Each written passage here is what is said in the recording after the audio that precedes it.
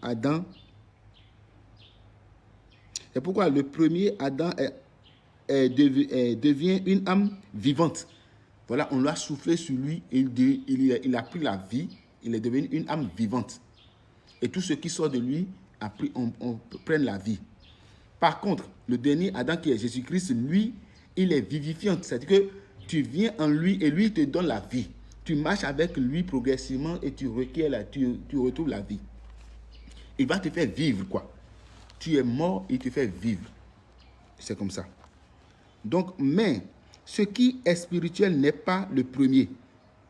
C'est-à-dire que ce qui est spirituel n'est pas le premier. Il faut d'abord porter ce qui est terrestre d'abord. C'est ce qui est terrestre qui est premier. Avant qu'on te baptise pour que tu deviennes spirituel. Tu portes le corps spirituel. Mais ce qui est spirituel n'est pas le premier. C'est ce qui est animal. C'est ce qui est animal. Ce qui est spirituel vient ensuite. Donc, ce qui est animal, ton corps animal que tu as sur cette terre, c'est ça qui est le premier. Quand tu te baptises, tu deviens... comment appelle-t-on? Tu as un corps spirituel. Tu deviens spirituel.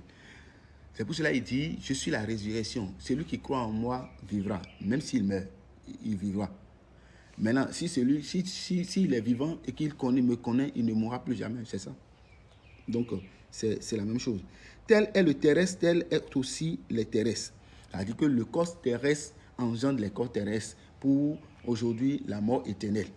Mais tel qui est céleste et tel est le céleste, tels sont aussi les célestes. Donc, c'est-à-dire que si tu es dans le Christ qui est le céleste, tout ce qui vient du Christ deviendra aussi les célestes. C'est ça. Et de même que nous avons porté